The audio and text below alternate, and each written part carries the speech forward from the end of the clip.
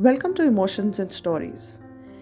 Often expressing our emotions becomes very difficult, and then the only way it comes out is anger.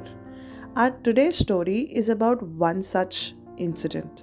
So let's begin today's story Echoes of a Broken Home.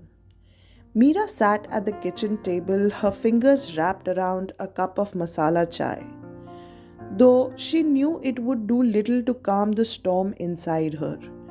The walls of the small apartment still seemed to vibrate with the echoes of her son's latest outburst.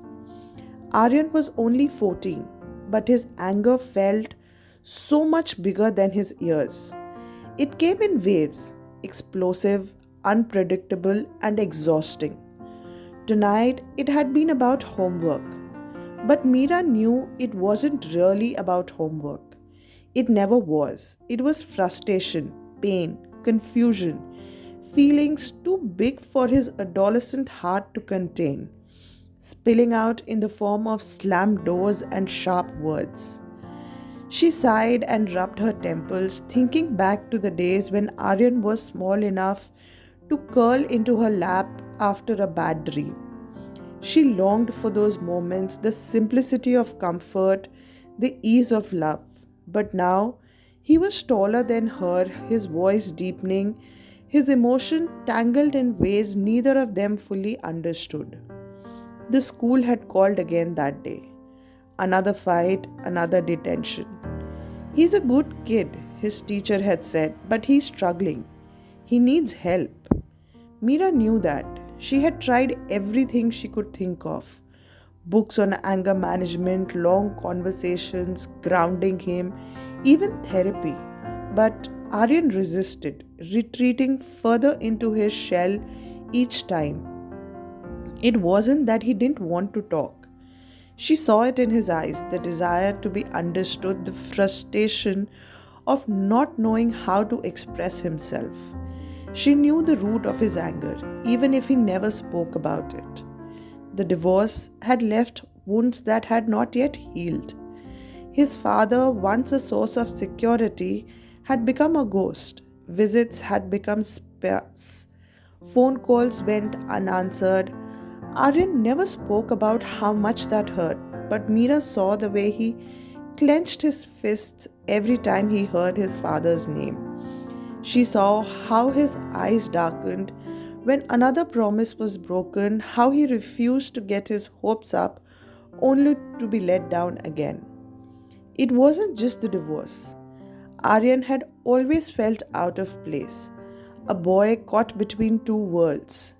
His classmates teased him for his accent when he spoke English, and at home the expectation of being the man of the house weighed heavily on his young shoulders. He struggled with his identity, feeling neither fully Indian nor fully American, always trying to meet the standards that felt impossible to reach. At school, he was too Indian, his lunch filled with spices that made his peers wrinkle their nose, his name often mispronounced, his mother's accent a source of embarrassment. At home, he was too American.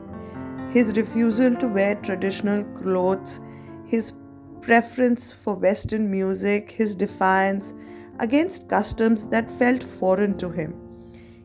He had started avoiding Indian gatherings, no longer wanting to sit through long pujas or listen to his relatives ask about his grades. He felt stuck, always being asked to choose between two cultures that both felt incomplete to him. The anger was easier than explaining why he felt like he didn't belong anywhere. The quiet knock at the door pulled her from her thoughts. Aryan stood there, hands shoved deep in his hoodie pockets, eyes cast downward. I I didn't mean to yell, he muttered. Meera studied him, searching for the little boy she used to know. He was still there, hidden behind the walls he was building too quickly. She nodded and patted the chair beside her. Come, Sit with me. Aryan hesitated before stepping inside and slumping into the chair. Silence stretched between them, heavy but not uncomfortable. It's hard times, isn't it? She finally said. His jaw clenched, but he shook his head, saying, Yeah. You don't have to figure it all out on your own, Mira said, looking at him. He exhaled sharply but didn't push back. That was a start. Mira reached across the table and placed a hand over his. Let's figure it out together, one step at a time. For the first time in weeks, Aryan didn't pull away. He simply nodded. For Mira, that was enough. For now. She finally found hope that together they could navigate life depending on each other. I hope you enjoyed today's story. Do let us know in the comments what you think about it.